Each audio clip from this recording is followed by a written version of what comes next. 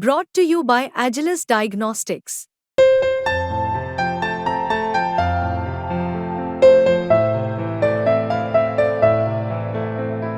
Agilus Diagnostics.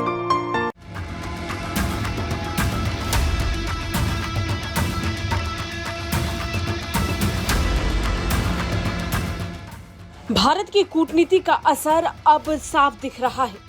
Bharat और मालदीव्स के बीच गहरे होते संबंधों ने ये साफ कर दिया है कि चीन चाहे जितनी कोशिश कर ले, लेकिन दो देशों के बीच दरार इतनी गहरी नहीं पैदा कर सकता कि स्थिति बेकाबू हो जाए। और एक पल में तो ये बिल्कुल असंभव है।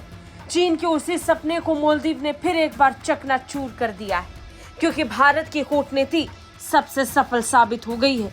भारत की कूटनीति से मालदीव के रुख में बड़ा बदलाव आ चुका है। विदेश मंत्री डॉक्टर जयशंकर का मालदीव का दौरा ये बताने के लिए काफी है कि दोनों देशों के बीच की दोस्ती कम नहीं हुई है। पिछले साल मोहम्मद मोइजू के राष्ट्रपति बनने के साथ ही चीन को लगा कि भारत और मालदीव के बीच तनाव गहराएगा, लेकिन इसके उलट भारत और मालदीव के संबंधों में ज्यादा असर नहीं देखने को मिल रहा। स्थिति अब सामान्य सी लगने लगी है। राष्ट्रपति मोइजू ने भारत को अपना बेहद करीबी मित्र बता दिया है, और राष्ट्रपति मोइजू का बयान देकर सिर्फ इतना कहना चीन के लिए सबसे बड़ा झटका है, क्योंकि मोइजू चीन समर्थक माने जाते हैं। विदेश मामलों के जानकार मानते हैं कि मालदीव के रुख में ये बदलाव यूं ही नहीं आया है, बल्कि उसको समझ में आ गया है कि भारत के बिना मालदीव का विकास असंभव है। और ये भारतीय कूटनीति की सूझबूझ है कि तब जब मालदीव भारत को लगातार तेवर दिखा रहा था, तब भारत ने तेवर के जवाब में तेवर नहीं दिखाए, बल्कि सूझबूझ के साथ मालदीव के साथ बातचीत को जारी रखा। पिछले साल नवंबर में मोइजू की पार्टी के आने के साथ ही मोइजू ने ये जिद ठान ली कि वो किसी भी कीमत पर भारतीय सैनिकों की वापसी करा कर रहेंगे। इसकी शुरुआत भी हुई, पर भारत ने तब भी अपनी कूटनीतिक सूझबूझ को दिखाते हुए बड़ी जिम्मेदारी के साथ टीम्स में शिफ्ट किया। भारतीय सुरक्षा कर्मियों की वापसी तो हुई, लेकिन टेक्निकल टीम्स को वहां भेज दिया। साथ ही मोइजू को प्रधानमंत्री मोदी के शपथ ग्रहण समारोह में बुलाकर एक और कूटनीतिक फैसला लिया।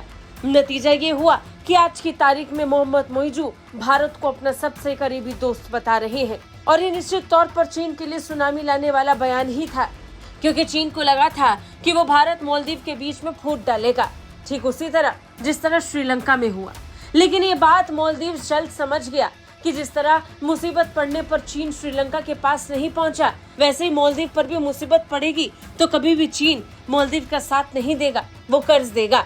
इसके विपरीत भारत की दोस्ती को श्रीलंका के साथ देखने के साथ ही मालदीव को ये निश्चित तौर पर समझ में आ गया होगा कि मालदीव को एक अच्छे दोस्त की जरूरत है, एक ऐसे दोस्त की जो मुसीबत पर उसके साथ खड़ा रहे। यही कारण है कि आज मोइजू भारत को अपना दोस्त बता रहे हैं। ब्यूरो रिपोर्ट, भारत तक।